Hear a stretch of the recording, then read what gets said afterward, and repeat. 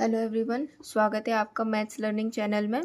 और आज हम change of scale property in Laplace transformation के बारे में पढ़ेंगे। तो सबसे पहले इसका हम स्टेटमेंट देख लेते हैं। चेंज ऑफ स्केल प्रॉपर्टी का स्टेटमेंट है, if Laplace of F t is equal to f p then Laplace of F A T equal होता है 1/a F P upon a. हमारे पास लाप्लास ऑफ एफ टी होगा। अगर यहाँ पर एफ टी की जगह अगर ए टी हो जाता है, अगर फंक्शन हमारे पास एफ टी की जगह एफ ए टी हो जाता है, तो ये बनता है 1/a F P upon M. So बिना देरी करे हुए सबसे पहले हम इसका प्रूफ देख लेते हैं। तो सबसे पहले लिखेंगे हम by definition of Laplace transform. हम लाप्लास ट्रांसफॉर्म की डेफिनेशन से जानते हैं कि लाप्लास ऑफ एफ टी, जो यहाँ पर एफ पी लिया हुआ है, सो यहाँ मैं ये भी लिख देती हूँ। इसकी डेफिनेशन के हिसाब से ये होता है integration 0 to infinity E to the power minus p t, और जिस फंक्शन का हमें लाप्लास निकालना होता है वो एफ टी और डी टी। सो इसको मैं सबसे पहले फर्स्ट इक्वेशन कंसीडर कर लेती हूँ। Now we want to find the value of Laplace of F A t. Now हम इसी को निकालेंगे, तो हम Laplace of F A t की वैल्यू निकालना स्टार्ट करते हैं। सो बाय द डेफिनेशन हम इसको क्या लिखेंगे, यहाँ पर लिखेंगे 0 to infinity E to the power minus p t. अब कुछ लोग यहाँ पर बोलेंगे कि यहाँ पर टी है, यहाँ ए टी हो गया है, तो यहाँ पर भी चेंज करना होता है। नहीं, ऐसा नहीं होता है। यहाँ पर लाप्लास ऑफ जो भी फंक्शन होता है वो यहाँ इधर आता है ये। सो ये हो जाएगा एफ ए टी डी टी। सो आप इस चीज़ का कंफ्यूज ना हो आप इस चीज़ के लिए। तो हम सबसे पहले इसको सॉल्व करने के लिए हम लेट कर लेते हैं, एक वेरिएबल मान लेते हैं x बराबर ए टी, क्योंकि यहाँ पर एफ ए टी फंक्शन है, हमें एक सिंगल वेरिएबल में से कन्वर्ट करना है। तो हम x मान लेते हैं ए टी। सो यहाँ से अगर मैं डिफ्रेंशिएट करूँगी तो dx आ जाएगा ए डी टी। सो यहाँ से dt की वैल्यू आ जाएगी हमारे पास, dt आ जाएगा dx अपॉन a। और यहाँ से मैं t की वैल्यू भी निकाल लेती हूँ इन टर्म्स ऑफ x, तो ये आएगा t is equals to x upon a। Now आगे देख लेते हैं हम। अब मैं इसको dt को dx में कन्वर्ट करूँगी, तो यहाँ पर तो t की लिमिट्स हैं, तो I have to change this limits to x limits.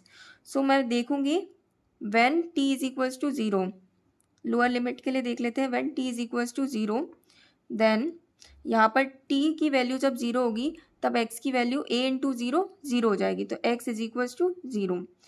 Next for upper limit देख लेते हैं, when t is equals to infinity then x की वैल्यू निकाल लेंगे, x इज इक्वल्स टू, जब t की वैल्यू इन्फिनिटी है तो a इंटू इन्फिनिटी इन्फिनिटी, तो x की वैल्यू ओवरऑल इन्फिनिटी, तो ये आ जाएगी इन्फिनिटी। सो हमें अपर लिमिट लोअर लिमिट पता चल गई, हमें t की वैल्यू x के टर्म्स में मिल गई, और यहाँ से हमें dt की वैल्यू dx में मिल गई। तो हम इसको अब चेंज कर सकते हैं, तो हमारा इंटीग्रेशन हो जाएगा integration e to the power minus p. अब t की जगह मैं लगाऊंगी x अपॉन ए, तो ये आ जाएगा x अपॉन ए, ये हो जाएगा f। ए टी मैंने क्या मान के चला है x, तो यहाँ आ जाएगा एफ एक्स, और डी टी की जगह आ जाएगा डी एक्स अपॉन ए। सो आप देख रहे हैं यहाँ से पूरा ओवरऑल डी एक्स में, मतलब x में ये लिमिट कन्वर्ट हो गई है।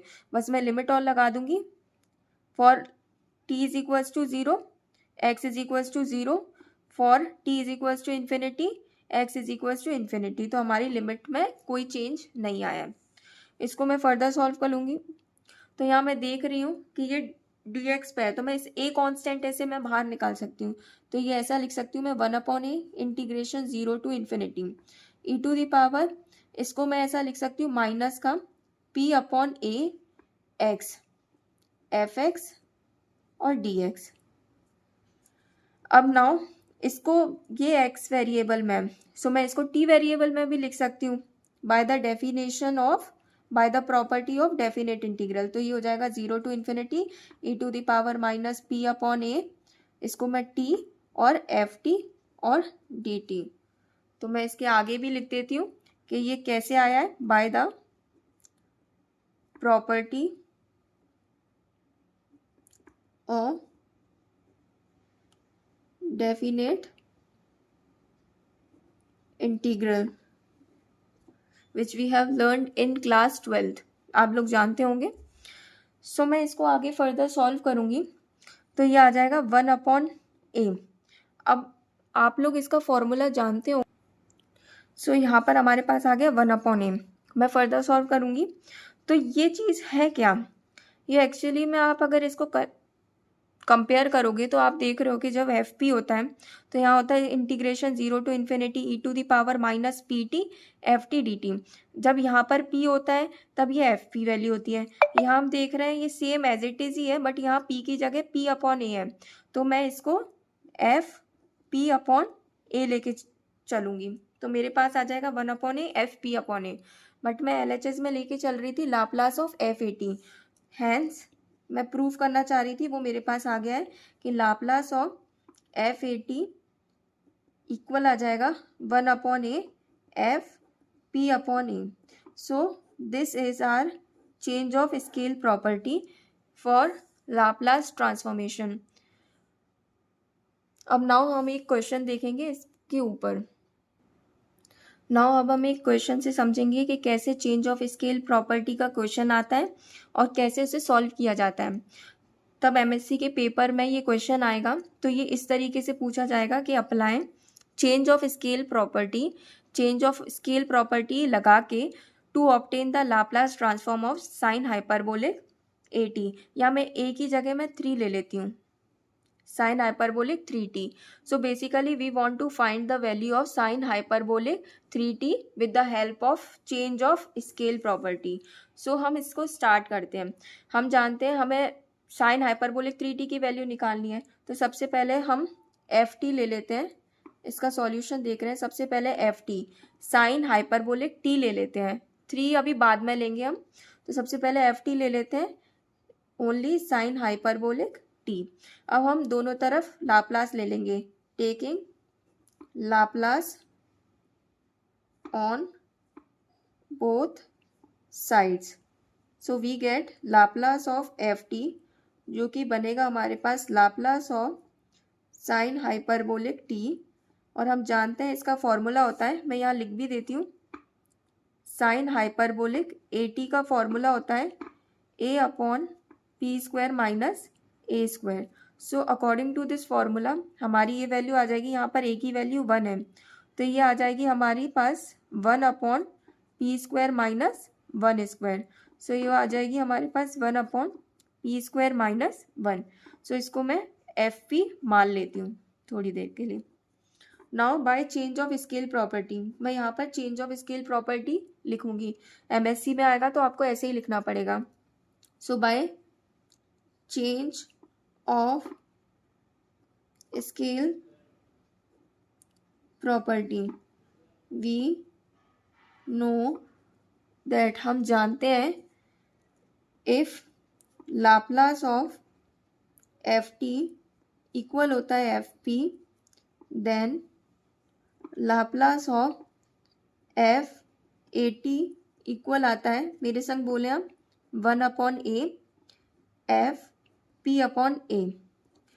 सो हमारे पास लाप्लास ऑफ एफ टी की वैल्यू हमें मिल गई है एफ पी के बेसिस टर्म्स में, जो कि आ गई हमारे पास 1 अपॉन पी स्क्वायर माइनस 1। सो हमें निकालनी है Laplace of sine hyperbolic 3t की वैल्यू।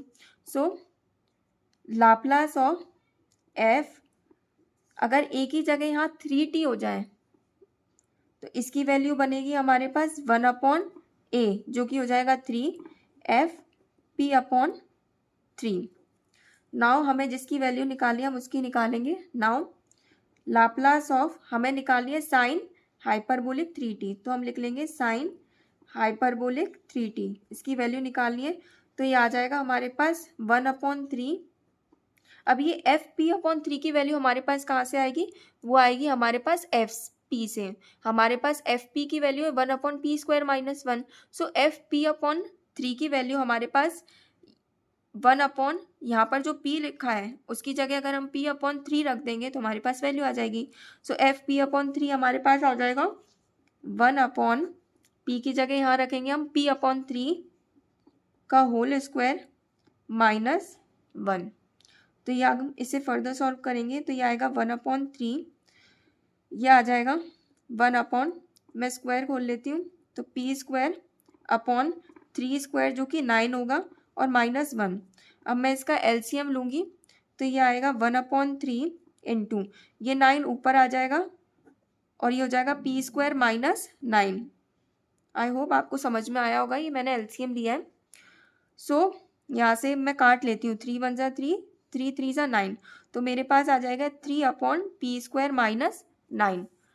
10 मुझे निकालनी थी Laplace of sine hyperbolic 3t की वैल्यू, जो मेरे पास आ चुकी है 3/p² -9। सो इस तरीके से हम by the help of change of scale property we can find the value of sine hyperbolic 3t। So इसी तरीके से आप और भी फंक्शंस की वैल्यू निकाल सकते हैं with the help of sine change of scale property. I hope आप लोगों को ये वीडियो समझ में आई होगी। अगर आपको ये वीडियो इन्फॉर्मेटिव लगी हो तो please like share and subscribe करें। Thank you so much.